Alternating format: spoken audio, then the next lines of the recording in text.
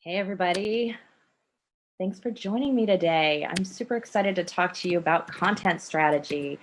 I'm sure people are going to be flowing in, and we're already live streaming on Facebook. Anyway, I am really excited to talk to you about content strategy. This is going to be a 3-part masterclass. So for those of you who didn't know, and when we get to the right place in the initial education piece that I'm going to give you, we're going to go live and ask questions for those of you that are on the Zoom webinar side only. So those on Facebook, if you want to, the link is in the Facebook post. And you can click that and join into the webinar. If you don't do that, you also won't get the recordings and you won't get the handouts. That there isn't a handout tonight, but there will be on the next week. So thank you all for joining me. So glad you're here and glad you all can hear me. So I am going to share my screen. So give me a moment here. I've got a little slide share prepared for you. Letting me do that. Here we go.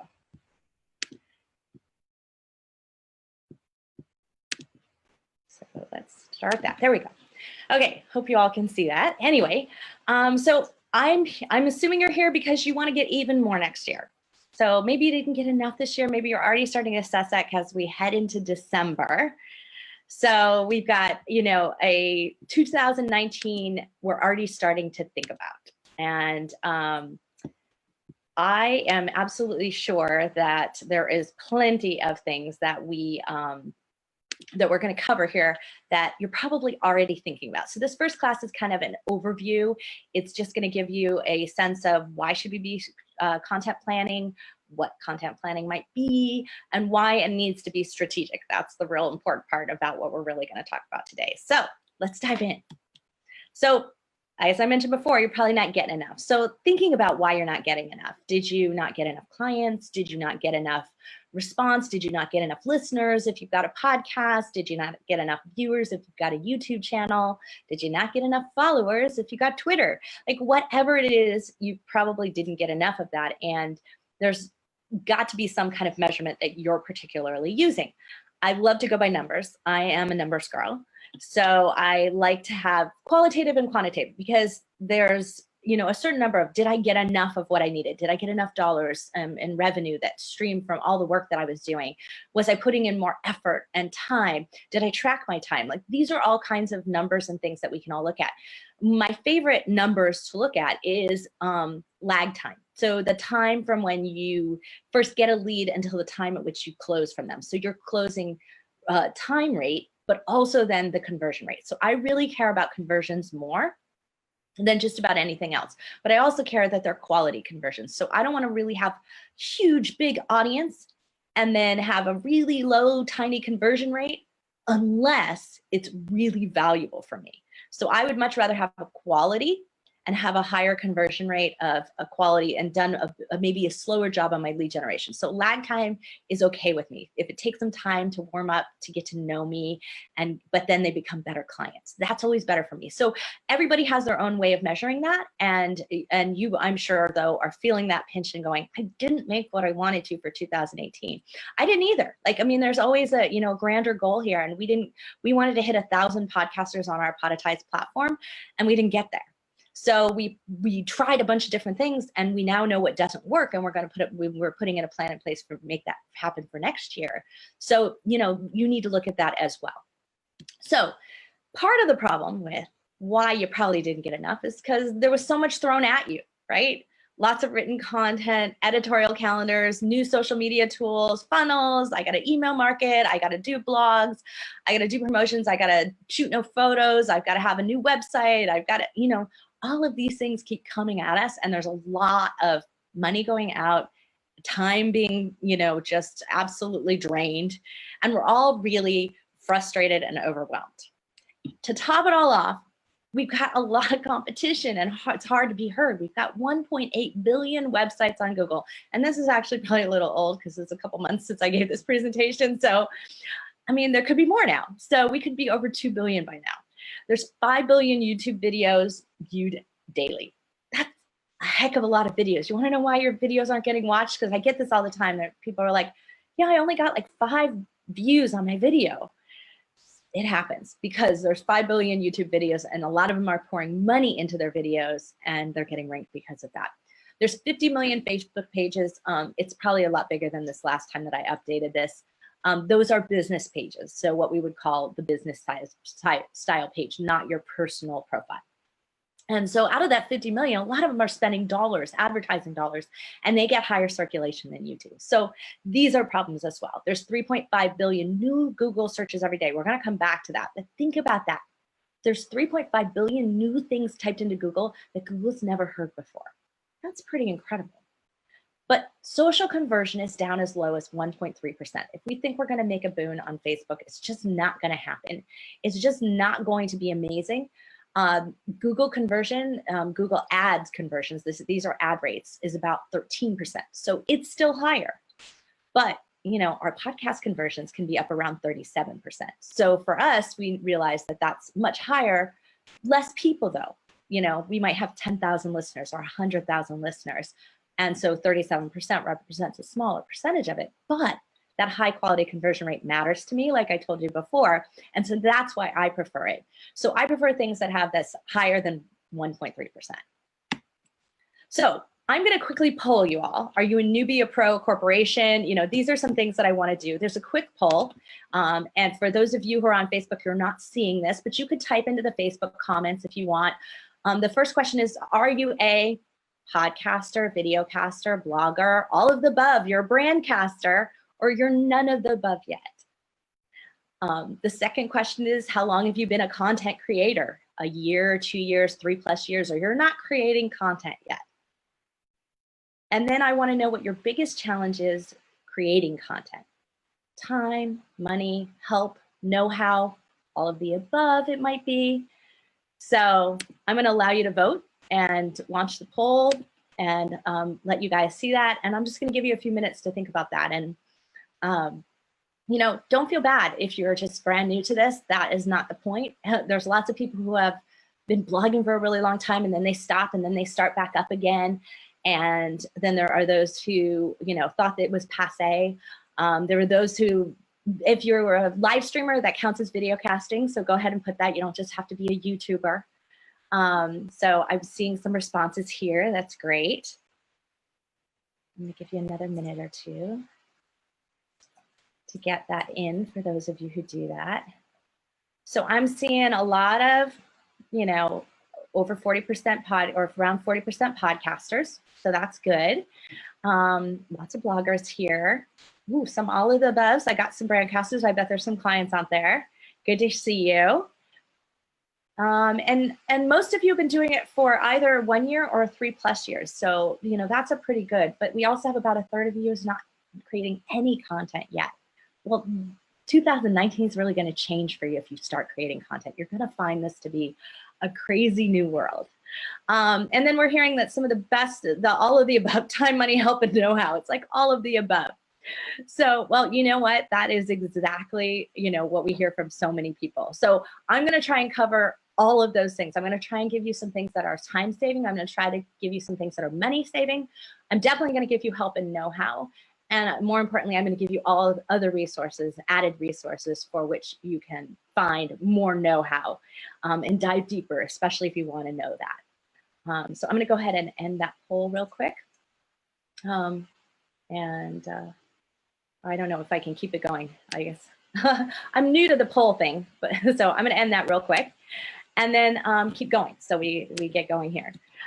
So for those of you who don't know me, I'm Tracy Hazard. I'm an Inc. columnist. I am the host of, well, about to be 4 podcasts, because that's one of my 2019 goals, is I'm launching a new podcast called The New Trust Economy with a new co-host, Monica Profit. For all my other podcasts, Feed Your Brand, WTFFF, which was my very first one almost 5 years ago, and Product Launch Hazards. My partner is Tom Hazard, who is also the partner in both of my businesses that I run. I run a business called Podetize, or Brandcasters, and I run a business called Has Design, in which we design products for mass market retail. Tom and I have both been featured in the Harvard Business Review. So that's just a little bit about us. You can listen to our podcast if you're interested in any of those topics. WTFFF is about 3D printing It's the geeky term for 3D printing. The new trust economy is going to be about blockchain and some amount of cryptocurrency. Feed Your Brand is, of course, the podcaster for you guys. It's for content producers. It's for digital marketers. It's for video casters. It's for podcasters. This is our give back to all of you with all the content and detail that we know, that we cull this information. This is really important for what we do, is that we get this information from like doing it wrong. We get it from 125 plus podcasters who are on our platform who maybe don't get what they want. And we find a way and we see what's working across multiples. So I like to see stuff that's, works again and again across industries. And so we try to provide that and bring that information to you. Product Launch Hazards is for inventors and Amazon sellers. So, we are just like you. We have the same problems you have that you were referring to with time, money, everything. We call this the marketing roller coaster. Our team did this funny graphic, Tom and I. And, it's this thing where, you get so busy that you forget to produce content, that you forget to do things like, podcast, just record, you forget to do all of those things. And then you find yourself at the bottom of not only the marketing roller coaster, but the revenue roller coaster, because you didn't have the leads that you expected that had been generating slowly over time because it was organic. So you weren't really realizing. It wasn't like you were doing a promotion and then all of a sudden you got the clients, right? You'd been consistently doing it over time, but then you stop and you find yourself a few months later without as much business as you thought you have. So we call that the bottom of the roller coaster. So we want to even everything out, and we want to put you on a fast track that just continually accelerates you throughout the year and achieves your goal. So that's how we built Brandcasters. That's why we built our team. That's why we built the services.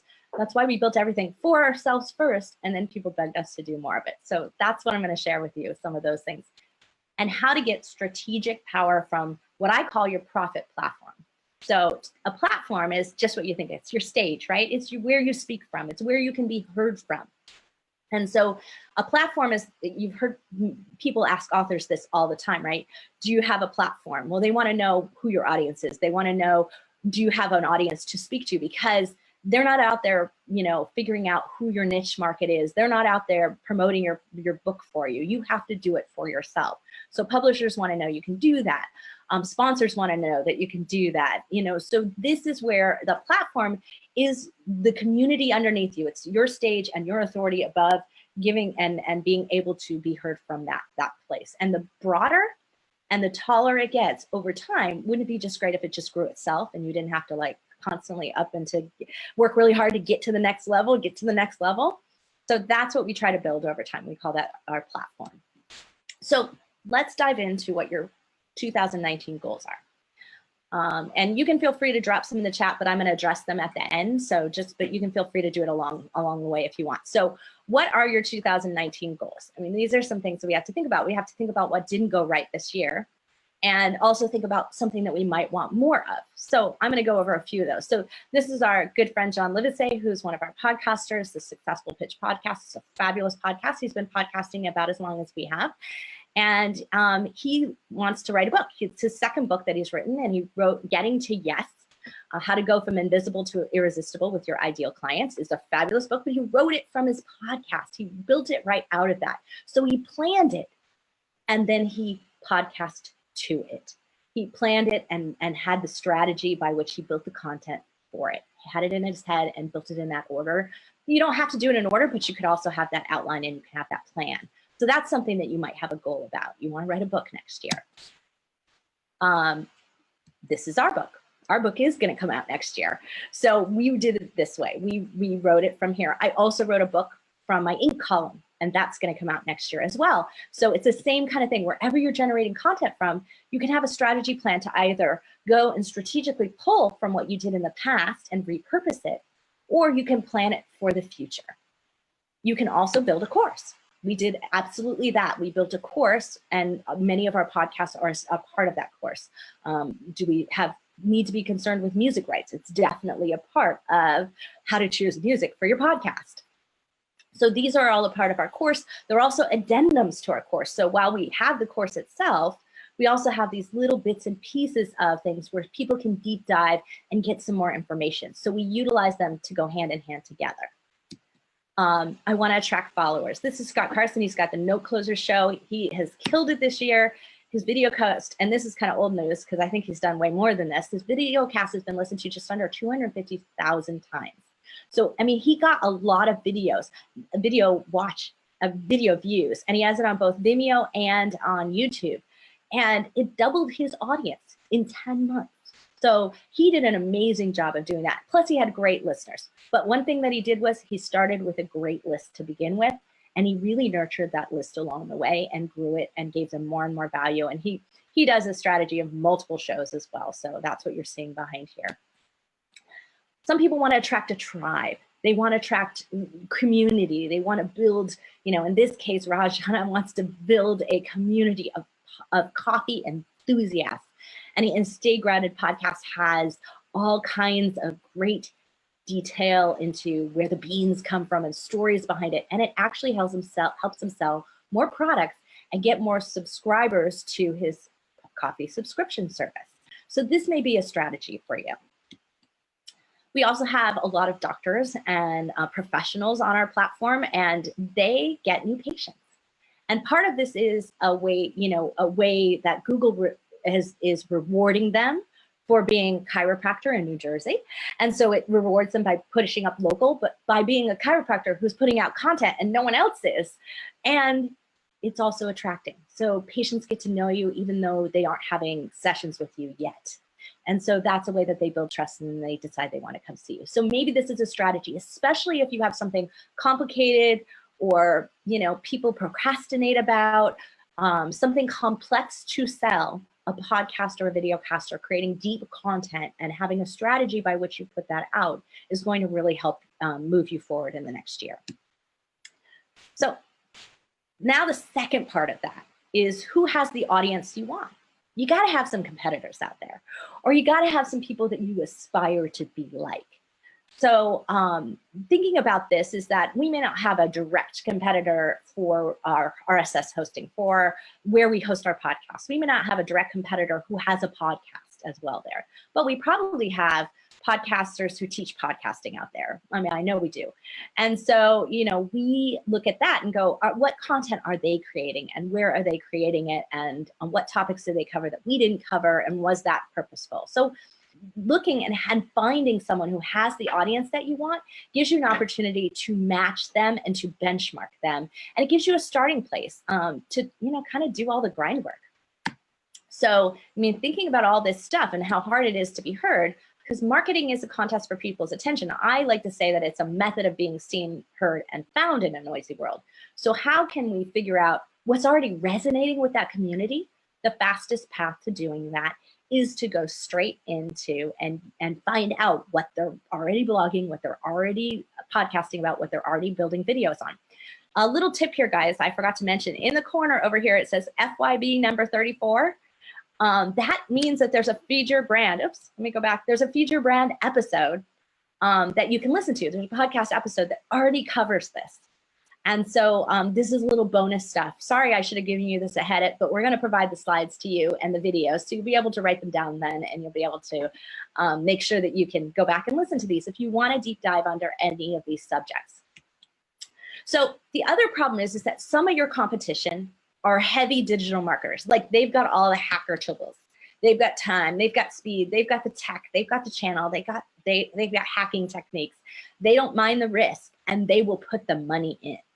And so this is something that you're competing against. So, I just have been working on a strategic level with an amazing health and fitness guru. He's absolutely amazing, top notch. He's had tens of thousands of successful clients all across the country. And yet there are those out there with these scam diets and stuff outranking him day in and day out. So that's what he's competing against. So we have to look deep into what they're doing, and we can't just ignore it. We have to look at that and say, how can we debunk it?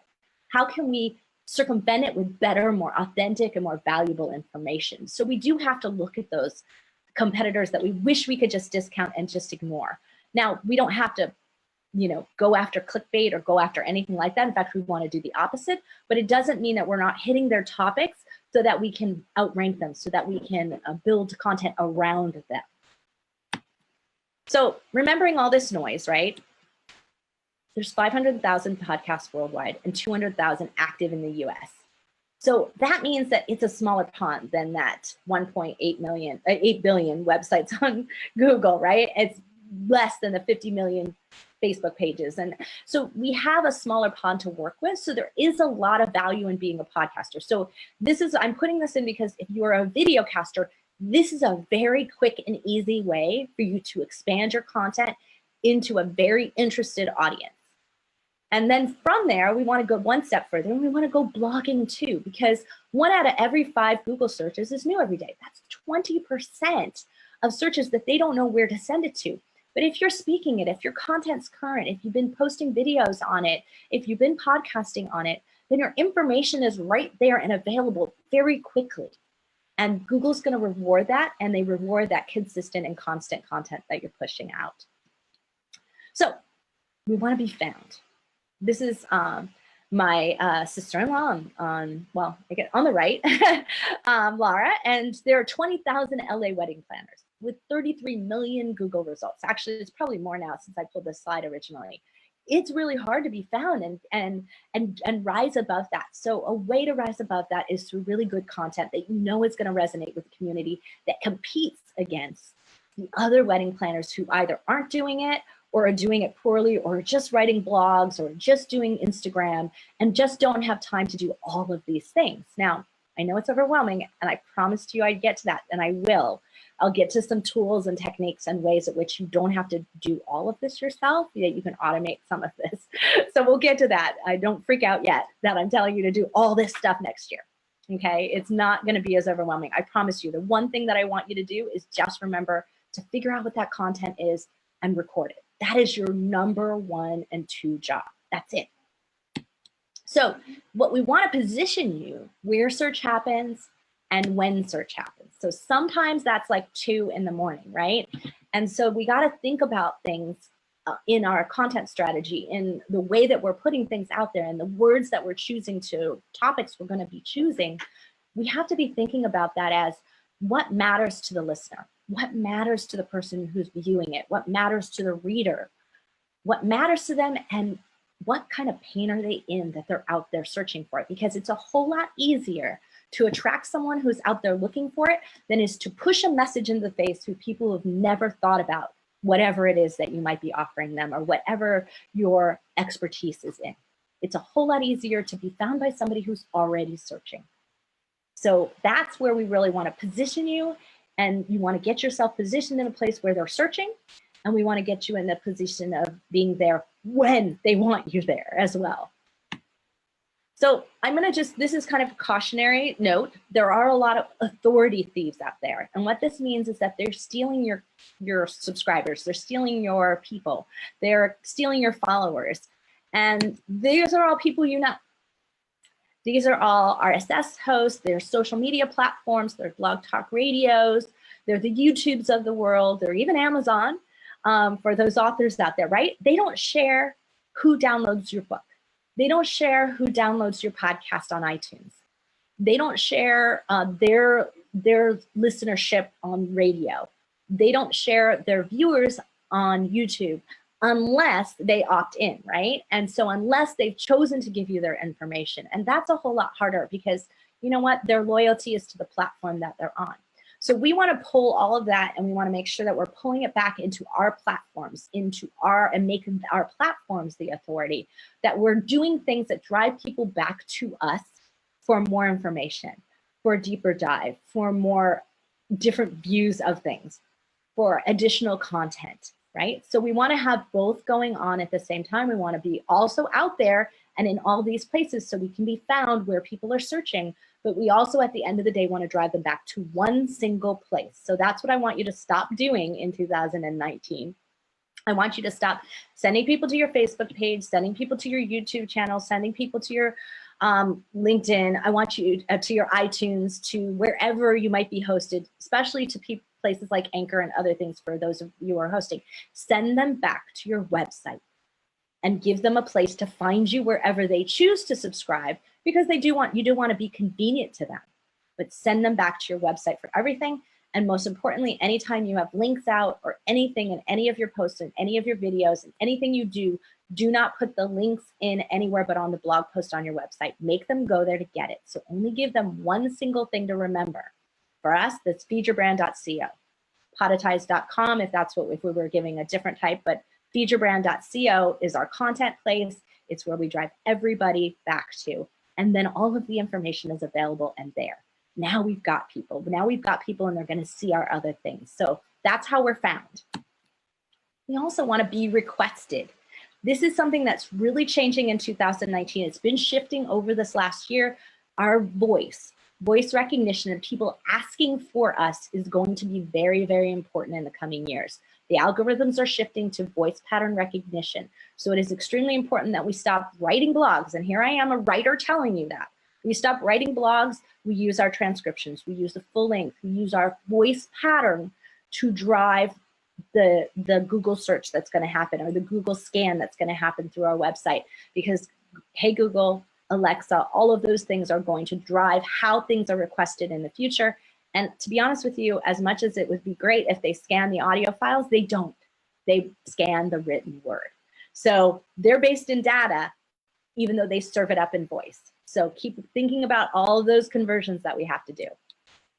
So that's how we're going to get heard. We want to get heard. We want to be in all those places. We want to be in all of those formats, but we don't want to do all that work, right? Absolutely none of us want to do all that work. So, but when we become bingeable, when we're heard, when we have all of that going on, this is when we create commerce, we create trust, we create an ability for us to sell whatever it is that we want to sell, to achieve an audience, to build a tribe, to sell a book, to build all of these things that we want to do that will get us our goals, and especially our revenue goals for 2019. So it gets us more, gets more speaking engagements, gets articles written, it gets pressed, it gets books launched, it gets more time and bookings. So these are all things that we want to achieve. So that's where we're going to be starting with, and that's where we're really diving into the 2 steps. And I'm going to give you a little homework today after this 3rd step. It's just a little bit. Most of it is for you to sit back and reflect on and really think about this and just jot it down and think about it for next week, because we're going to use it to do some critical planning next week. So what type of content is something I want you to reflect on this week? Strategic content competitively ranks. I mentioned that before, right? It circles where you want to be found, right? So it's going to get you on that first page of Google. It's going to get you, so that people can find you on Amazon if it's your book, right? It is competitively ranking you. It's also at the right time in the right format. Remember the when people are searching, right? It's in the right format too. And this is critical for 2019 because Google's algorithm has shifted so that it's serving us up relevant content. We may not even realize it, that it's already happening, but it's going to be happening even more.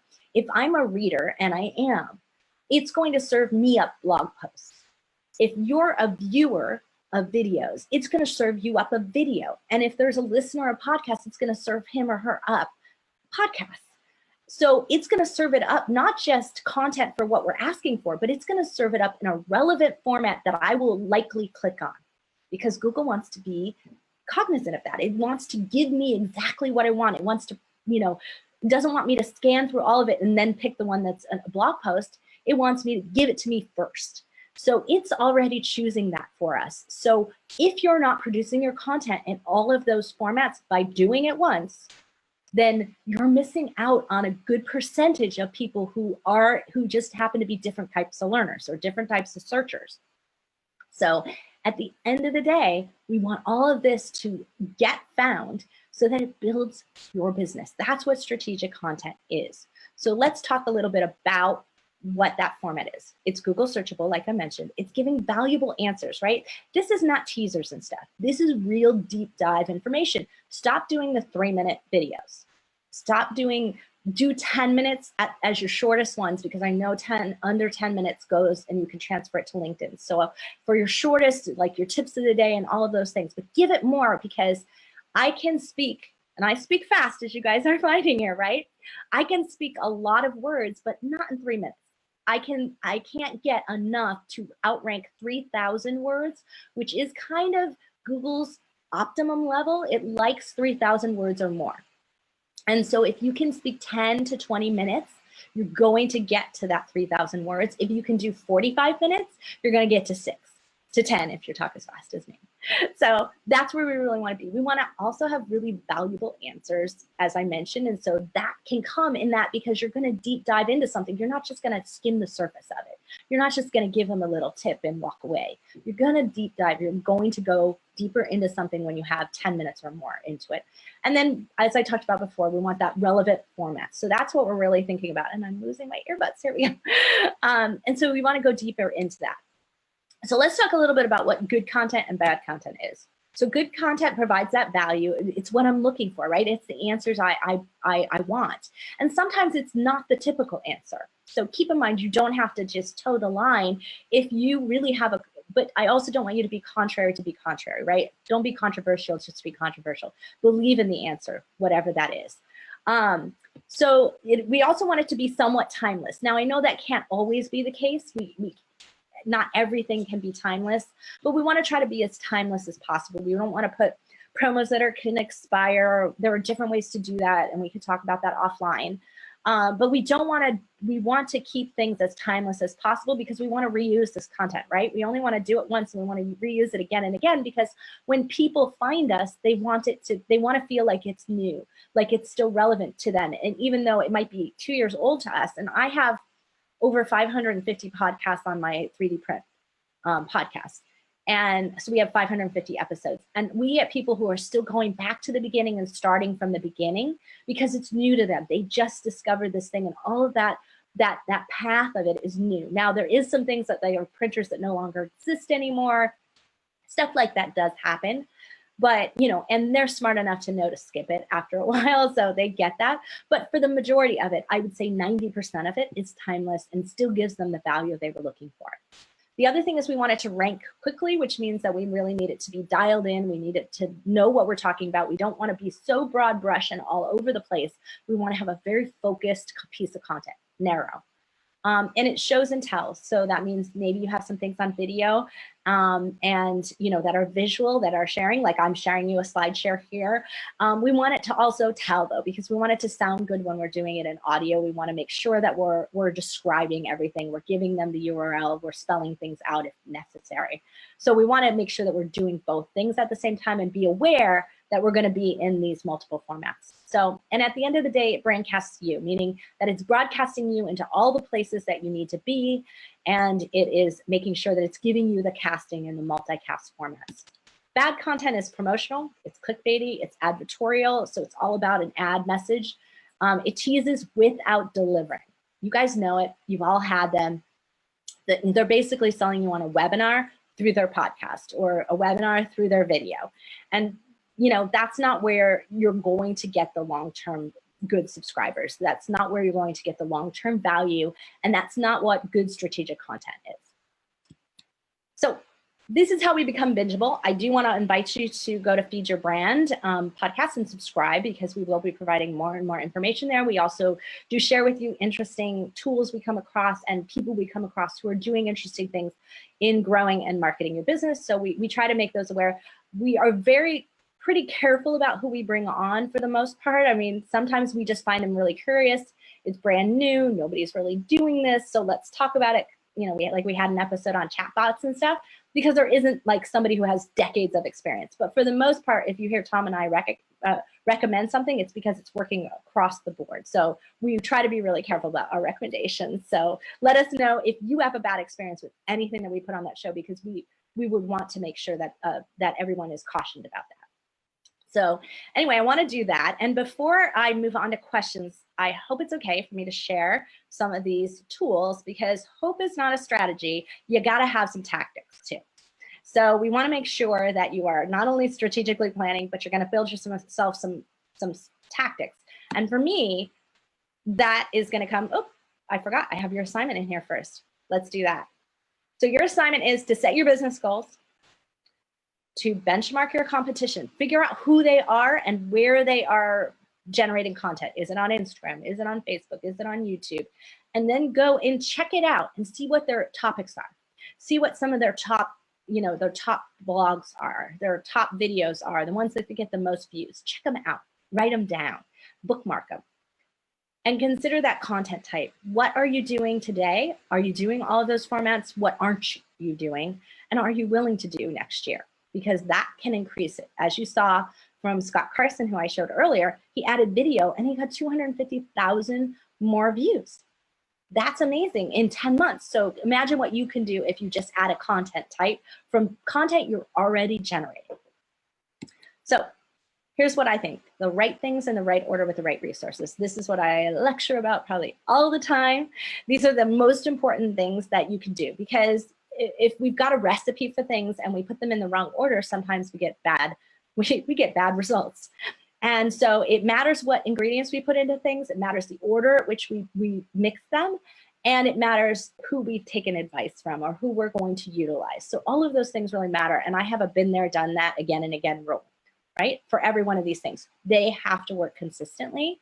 They have to have good long-term. So even if it's like some new, like I said, chatbots before, right? Even if it's some new thing, as long as it's based in good conversational practices, then it still has its foot in things that we know work, things that we know consumers respond to, or things that we know that will get you conversions. So here's some of the right things that we use. These are some of the things that we use for our clients, or our clients use, or we recommend to our clients. I highlighted the ones in yellow, and obviously Podetize is highlighted all over there because it makes your job easier. So WordPress and YouTube, you can't do without them. Please change your website in 2019 if you don't have a WordPress website. You are losing traffic, you are losing value from all the hard work you're doing. So please change that. Make that a goal for 2019. If you're not transcribing using Teamy Rev, please come see us, because we do this at Podetize. Canva or Adobe, what do they call it? Cloud, the Adobe Cloud, that those things are for creating graphics. If you don't have graphics, you should. So get that and add that and new. You need visuals to go along with your posts. Zoom or Squadcast. We're using Zoom right now for a webinar. I'm recording it. Actually, I'm not recording it. I failed to record. Oh no, we recorded. Good, we are recording it. Thank you, Alex, for remembering. But anyway, I'm recording it and we'll be reusing it, right? So all of that is working. And so anyway, so these Squadcast is another one that people use. We used to recommend Zencaster, but we had a lot of failures and we had a lot of people have difficulties with it. So it's not one we recommend. So we move it out of. We also have had lots of difficulties since Microsoft bought Skype. So that's also been a problem for a lot of us as well. So we moved out of that. There are lots of people who use Audacity to edit their podcast. We've got some secret coming out where you may never have to. You can go straight from your live stream and put your bumpers on right through Podetize. So if you want to check that out, come see us, contact us, because that's going to be coming available. Buffer, Hootsuite we use for social. Booking calendars. I can't tell you how many of your podcasts I've been invited on and you don't have calendars. Please get a calendar if you're going to invite people on your live streams or on your podcast, because that is the simplest, easiest way. And a lot of them are free. To do a simple form, make sure I'm giving you my bio and my headshot, and make sure you're getting that stuff ahead of time so you don't have to scramble to get it later. It just makes it easier to book properly and make sure there's no confusion, no one wastes time. That is the #1 thing you can do. Ahrefs, SEMrush, these are stats. Check your stats. If you're not checking them, you should be. On Podetize, we have both your podcast stats and your website stats in the same place, because we feel these are important. You need to see the organic growth that your website is getting. A lot of our podcasts have 60% or more of their traffic comes over their website, not over iTunes. So just be thinking about all that loss if you're not utilizing it on your website. If you don't know how to use Google AdWords or Google Trends, you should get to know that. PowerPress, the smart podcast player, you should have a player of some kind on your website, because then people are sitting on your website playing the podcast when they want to check it out before they go and subscribe somewhere. Hi, that gets you a lot of revenue with Google. It gets you a lot of credibility that your site is worth sitting on and worth using. So you should definitely do that.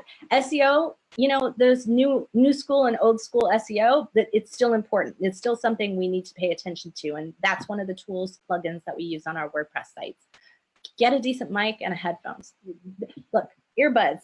This mic that I've got right here, so this mic right here, it's only like $80. It's not super expensive. I find the more expensive ones actually do worse because they kind of bounce sound around. It's better to have a simpler mic, but one that does exactly what you need.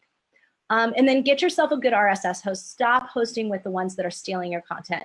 If your hosting is free, they're taking they're sending people back to them, not to you. They're taking your authority. And so that's definitely, free is not free. So those are the right things. If you have questions, if you want to check out our hosting, it's podetize.com. We'd love to talk to you about it. We have an ad mixing model. We have a bunch of stuff on there. I'm not going to sell you here. I just want you to know it's there in case you want it, because I'm accused of forgetting to tell people that we're here. So the right order of things. This is the right order to do things today. This is where you can get the most value. You should video cast first. You should podcast from the video. You should blog from the podcast. You should make sure that you are RSS pushing it out to, we do up to 12, a dozen different places that we are syndicating our clients out to. So there's lots of places to do that. Spotify, iHeartRadio, obviously iTunes, Google Play, Google Podcasts, like all of these places are places of which you should be out and in their directories, because Stitcher is my preferred, Stitcher and Google Play are my two preferred podcast players, because I have an Android phone. Not everyone has an iPhone, and that especially happens when you have an international audience. Then you really build out your social channels. I mean, you should be doing them all the time anyway, but once you've got content, it makes it really easy to push out to social. So if you guys stay tuned to the whole podcast, to the whole masterclass here, and to all three parts, I'm going to send you a fourth video with my social media strategy. So I have done this masterclass, the social media masterclass. It's already on feedyourbrand.co, but I'm doing an updated version for 2019 that shows you how to take the content that we're going to figure out in the next couple of weeks and translate that directly into a social media a calendar and posting schedule, so that it makes it really easy and you really don't have to think about, what am I going to post on my social channel today? So that's something that you want to get as your fourth thing, because now you've got content, so you want to push it out and not miss the opportunity to let people know you're here. And then the fifth thing, and this is, I love, we're just using this on some of our sites right now, an assessment quiz. If you guys are interested in this, please contact me, message me, because I will hook you up with a person who really writes these, and they're just amazing at lead generating and screening through those leads to let them self-assess and decide how ready and how committed they are. So this is great for coaches and authors and platform building and community building. And then that leads to funnels, because now once you have that community and you know something about them, you know what to put in your funnel, so your funnels work better. So I like the quiz first, then the funnel, and that's why I've lumped them together this way. So let me know if you have that, if you're interested in that. If you don't want to do video, and you got to have your hair done and you got to look good and it just bothers you, okay, skip it, but don't skip the podcasting part. Don't skip the blog. Definitely do these, because you're going to be missing out on some of that video audience, but you don't want to miss out on a community that's only 200,000 active podcasters. There's a lot of listeners out there though. And those listeners, you want to capture them. So that's the right order. These are some of the right resources we recommend. You should have transcriber, you should have an audio editor, a video editor, graphic designer, an SEO copywriter, a web developer, because you're constantly, I don't know about you, but I'm constantly updating my website all the time. And you need a social media VA. So I want you to really strategically reflect. This is going to be my fourth assignment to you. What is your time worth? Where are you spending your time? And is it worth it to you to become an expert in SEO? Is it worth it to you to be a transcriber? Is your time worth too much? And are you spending it in the wrong places? Because that is also part of why you're overwhelmed, why you're not getting enough, and why 2019 needs to be different for you. You need to spend time in the place at which you're brilliant, in the thing that brings you the money and makes the biggest impact. So there you go. I want you to, number 4, review your time spent and its value. So set your business goals, benchmark the competition, consider adding content types, review your time spent and its value, and think about where you could spend your time better in 2019. So that's where I want you to focus on over the course of the week. And then just imagine if all this was done for you. If that's where you're at, please podetize.com/inquiry. No obligation here. This is free for you. But if you are interested, I don't want you to miss out in making an inquiry. So let's start headed to some questions. Let's see. So our next masterclass, by the way, is going to be strategic topic planning. We're actually going to deep dive into the topics, and you're going to do that work. So let's see. So I have got, how do I go? Oh, so you can either post questions or you can post the chat. I don't care where you guys post them. Let's see. So I'm not seeing any questions right now. So guys, ask away. Go on. Oh, okay. Oh, they're all popping up here. Olympia. I already answered one question about WordPress. Okay. They might want to check out the answer to the question about Wix. Okay. I posted the link to the podcast. I don't know if you guys can hear that, but Alexandra is saying she already answered that. A post about the website. So Wix and Squarespace do not rank as well on Google. It's kind of like they have boxes around the content. So that's kind of like it makes Google hard to scan it, because they've made it easier for you to make a website, right? And that's why a lot of graphic designers recommend it for their clients, or people who don't have a lot of tech skills really like those. They're easy to use. But the problem is that it's kind of crowding everything, and it makes it so that Google doesn't rank them as well. Now, how do we know this? Because we have so many websites, and we consistently see that the Wix and Squarespace sites are always ranked lower than anyone else, even if they're putting out content. So that's our number one reason. So that's why we recommend WordPress, and WordPress represents a good 80% of the market already, and also because there are so many plugins and so many things that actually help us power up the content. So when we build it in, like the SEO, Yoast that I was referring to, and the podcast player and other things that we do, the way that we embed YouTube videos in our sites, all of those things come and look really good and are customizable and are able to be utilized really easily in WordPress. I know it's daunting for you guys. That's why I say get a web developer or let us help you. So that's kind of the reason there. So Olympia's asking how many people listen to the 200,000 podcasts. And you know what? I don't have the exact number, but the last time I checked, it was 17 million, or 70 million, sorry, 70 million people. And so each month. And so it's been a while. Oh, Alexandra's going to check the latest stats from Nielsen for me while we're doing this. So she's going to check on that. But that was the last time I checked, was that. And what's really surprising is the age range of those people. It's not all millennials. There's all kinds of different age ranges. We found this really early on. I've done my 3D print podcast for almost 5 years, and we found retirees and students, really young students. And so there's a big, broad audience. So, now let's see, what about engaging a personality to front your content if you were camera shy? You know what, it can be done, but I can tell you right now, you need to get over it, because there is nobody better to sell it than a founder. There's nobody better to sell it than you. If you can talk, I mean, I didn't want to be on video when we first started. That's why I chose podcasting. But again, video wasn't as big as it is now. And because I didn't want to have my hair done, I didn't want to put makeup on, I didn't want it to be an ordeal, prop the lights up, have a background, right? I didn't want it to be an ordeal. I wanted it to be easy. So if that's the case, start with the podcasting. But think about it this way. Do you have Zoom videos already? Do you already do interviews with people? Do you talk to clients that way? If you are, it's no different. You don't have to be live streaming. You can just record videos in a way that makes you comfortable. Plus, if you get yourself an editor or get yourself a brandcasting team to help you edit, then you don't have to worry about it. When you say something really stupid, they can just cut it out. Can you answer the two in the chat? They came in before. Sir, is Videocast a YouTube channel? Okay, so yes and no. So Videocast, you'd have to post on a regular schedule to technically be a cast. There is a way for iTunes to show video, but it doesn't really cast quite like that.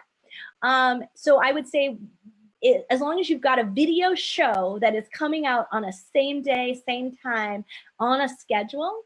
And so if you're live streaming that, or if you're posting on a timer schedule, then you've got a cast, because people can rely on it. But what you don't have that in YouTube is you don't necessarily have what they call an RSS feed, right? So it's only pushing out to the subscribers that happen to like your YouTube channel. So you have to work really hard to make sure you get those subscribers. Where you know, a lot of people watch videos and search for videos on YouTube, but not all of them subscribe to your channel. So that you know, that's kind of a difference. So you have to be providing that consistent, constant value to get the subscribers so that every time you post a video, they get notified. That's what happens in iTunes. That's what happens with a podcast. Do I recommend Facebook Live or just recording? I do recommend Facebook Live, but you don't have to do it every time. Like we do a few Facebook Lives a month. They really get a lot of traction. They get a lot of visibility. We get a lot of engagement from them. So they're really worth doing. And if you're recording at random times, then you know what? I do that. I feel like going on Facebook Live right now. So I do that, but I also do record my videos, and most of what I do offline in Zoom, I schedule those interviews. I like to have control over my schedule and do it in my time. So you can do it any way that you would like. Let's see.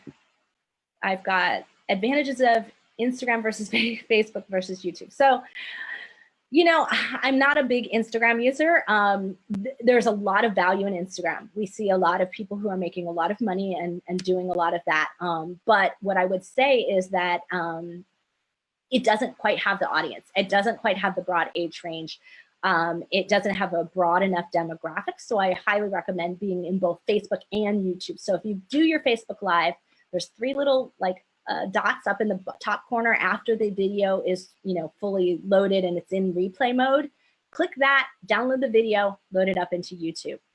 So just make sure you're using it and putting it in all those places, and take a cue from Scott Carson, start a Vimeo channel and load it up into Vimeo too. It's a little bit more work, but if your audience is there, then it's worth it. So I think that's what you really have to decide is Instagram worth it? So in Olympia, in your case, Instagram is probably worth it, but it may not be worth it for doing more than images or doing more than a couple of audiograms or an occasional live. So you have to see what's playing for you there, because there are a lot of women on Instagram and that's your focus. But there are also not as many professional women. They might be more in LinkedIn, and that may be a better play for you. So you have to play around with the social channels and find where you resonate with an audience and where you get engagement. And it has to obviously engage with the kind of content you're creating. So about a personality in front of your content if you're camera shy. So again, that doesn't work so well, but it can be done. We have a lot of, you know, professional shows that do that, corporate shows that do that. But I'd say, you know what, get yourself a co-host. That's another option. WordPress is just far too complex and far too much work. Yeah, for things to go wrong. And I understand that. We totally get that. That's why we recommend a team. That's why over the last year, we developed a maintenance program. If you message Alexandra in the private chat, she'll be happy to share the data and information with you. Some anonymous attendee is asking about WordPress just being far too complex to manage. And I totally understand that. So I've actually never heard that from But it is for some people, and we understand it. Ah, Scott, hey, I didn't see you here. What do you see the most from podcasters in their second year? Doubling of numbers or pod fade? Any mistakes? I'm sure once people hit consistent content and posting that, their numbers climb. That is a really great question, Scott. So here's the thing. If you are repeating your content, if you're not going deeper, you know, your industry is changing, Scott, and you can deeper dive. 3D printing was still growing and changing, and we saw the numbers just grow year over year over year because the content was. And then we were also figuring out what was working. So if you're finding like product reviews or more interviews or, you know, more of your one-on-one, you know, just you solo, whatever is playing and working and engaging, do more of that in the next year. So that's where we talk about content types and trying to do more of those. Pod fade can happen, but I think it happens more often with those that are employing this sort of digital marketing strategy of where they hit all the keywords and then they get bored with doing it. How do I find people to listen to our podcast? Well, I mean, podcast listeners are there. They're out there looking for new ones, but you have to have a concerted strategy for going out there and getting new listeners. So this is why you want to make sure that you're doing that competitive target. But the next step is going to be guesting and some of those things. And we're going to talk about a strategic guesting strategy in our third session here. And so that's really where we're going to get to this place at which you will be able to engage and tap into other people's audiences. So it can also be a guesting strategy where you go on other people's podcasts. So you want to drive them back to you to get more data, because a podcast listener likes podcasts. So it's going to transfer and say, well, hey, if I already like this person on the podcast that I already trust, then why wouldn't I go ahead and subscribe and try out yours? Of course they will. That's how the transfer happens. So you definitely wanted to make sure you also have a guesting strategy, especially when you're launching your show. Will I be providing a strategy map we can use as part of the masterclass? Yes, we will be talking about that more in terms of how we do it and posting on social and doing all of that. But yes, we have a strategy map, and I will make that available to you when we do our topic planning, so that you can really see clearly on that. So I definitely will do that for you. I keep missing, oh, it's because it's scrolled. Sorry, oh, my thoughts on Pippa.io for podcast hosting. Pippa is stealing your authority. Stop using them. They're sending them right back to them. So they're taking it and they're actually syndicating their name and their URL in your content. So you really need to stop using them. It's just, there's Anchor at the basic level, and Pippa are both doing that. And we also have issues with podcast websites. So there's a couple of those that are problematic as well for different reasons, but a lot of them are giving you problems on the hosting. How do you maintain the consistency of your brand on so many platforms, or is that even a concern? So I'm gonna say this, definitely tune into the social media strategy side of it, because we're gonna really talk deeper about it. But you wanna have some amount of brand consistency that they know they're at your show, right? Whatever the show is, and that it's you, right? So you wanna make sure that that's clear, whether that's at your social headers or whether it's on a small icon that you use in your profiles. But in the content itself, brand consistency yields lower ratings. It yields, I've seen it, read it, heard it before, and they skip it. So we prefer this sort of like more visually graphic or different posting types all the time. So having that kind of fluctuations in it, stylistic color changes, not making everything look the same, and having that brand, over-branding, over-stylized branding happen in your content is actually really important. You don't want that on your profiles, but you do want the difference happening in your content. So that's a really good question. Deborah, hey, how are you? Can you talk about monetizing? I have no problem with content, but need help generating the income to pay for the support to get it out there.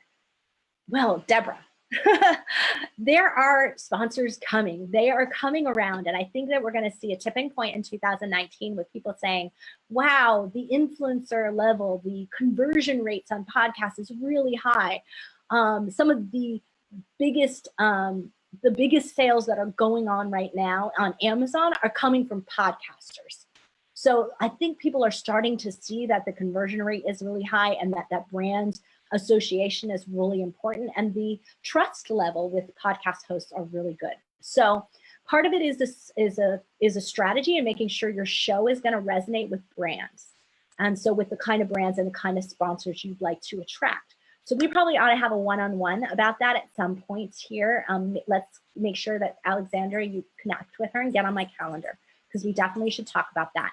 But we also have some companies that are coming on board because of this thing I explained to you before, where Google and Alexa and all of these things are recognizing voice.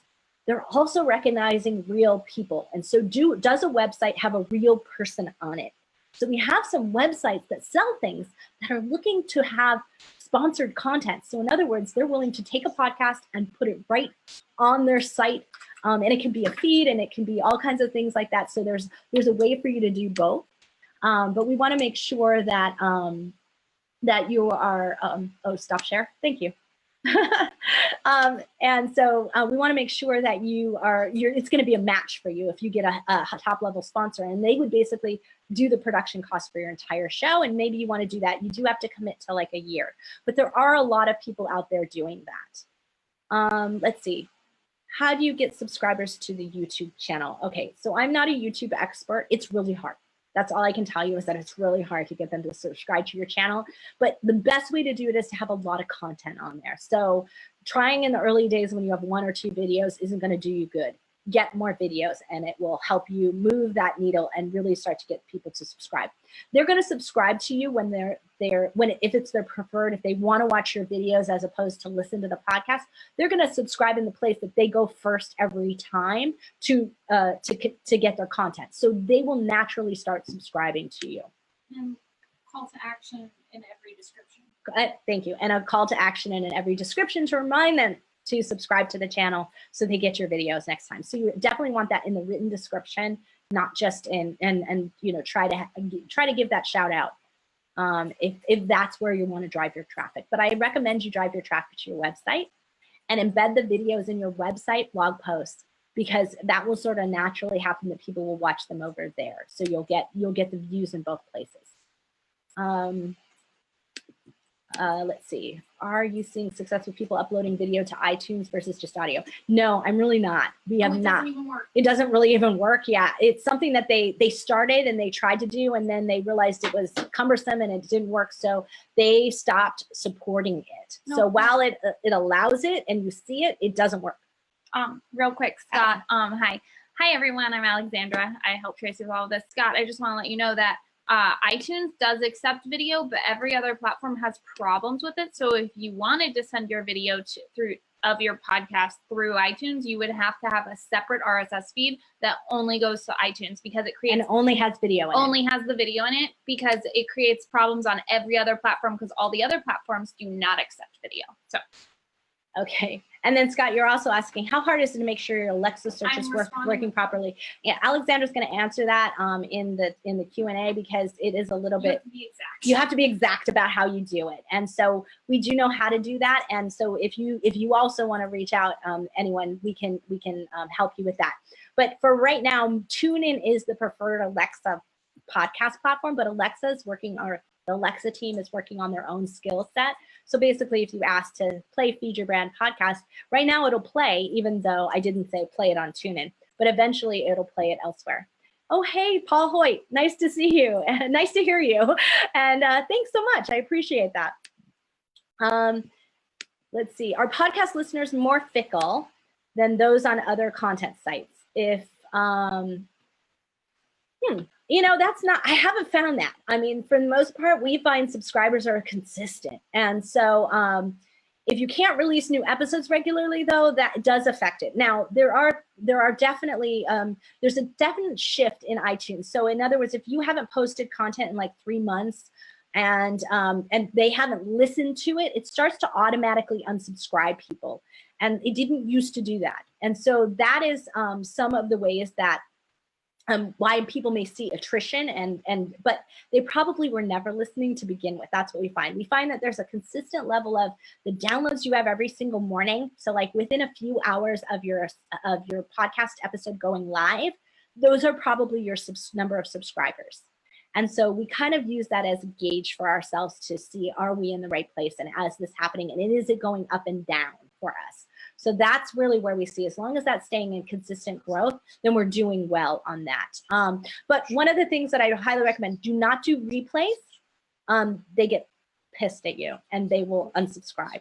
We tried that. That didn't work. Do not do replays. If you take a hiatus, let them know.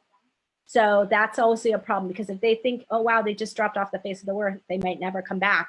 They may unsubscribe to you. So just make sure that you are doing that. How does it impact your ranking is a really good question. And it does hurt your ranking if your episodes are not getting downloaded. We think that downloads, as opposed to, you know, reviews, is more highly valued by the algorithms on all of the subscription platforms and all of the syndicated. So I've seen some podcasters publish their Facebook Live as podcast episode. Is this a good strategy? Yes, absolutely. We do it all the time. And so it is an absolutely good strategy, but you might need to edit it, because there's this weird like thing that happens when you say, hey, so-and-so, hey, so-and-so, you know, that happens on your Facebook Live. So either be really conscious of that as you're recording, or have it cut out in the audio tracks. So make sure that your podcast episode is heavily edited, because when it's being listened to, it's different. So think about that as you're recording, so plan it. Oh, Scott had some guest hosts take over his show for 3 weeks last summer, and it actually boosted his numbers. Woohoo for you, Scott. That's a great tip. I love that. This is also the benefit of having co-hosts. So like if I'm away and traveling, then Tom can take it. So that's also a benefit in having 2 hosts as well. So let's see. Oh, I have a question over here. Let's see. Oh no, I think I answered all of that. So, well, guys, you just peppered me all at once. So anyway, hey, I really appreciate all of you being on live tonight, and I am super excited about continuing this next week with you. So really dive into the homework, okay? Really dive into thinking about what do you want to get next year? What types of competitors are you going to benchmark, and who are you going to benchmark? And then what content types are you going to try next year or expand into? And then really diving into thinking, where am I spending my time and where is my time most valuable? And I'm going to give you a little hint that it's on the content creation side of things. So please be thinking about that. And yes, Scott's channel is the Note Closer Show.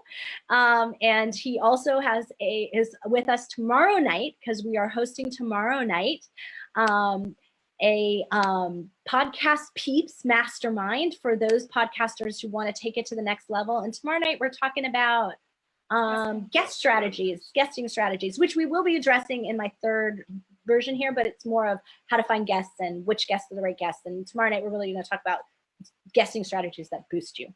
So thanks again for listening, everyone, and watching. And I'll be back next Tuesday night at 5 p.m. Pacific time. Make sure that you check your emails and get to the links. And also we'll be sending out, I'm going to try and send you out that map ahead of the next call. And in the next call, we'll also be having handouts that we will give you after the show. So thank you all so much, and appreciate all of you and appreciate all of your thanks.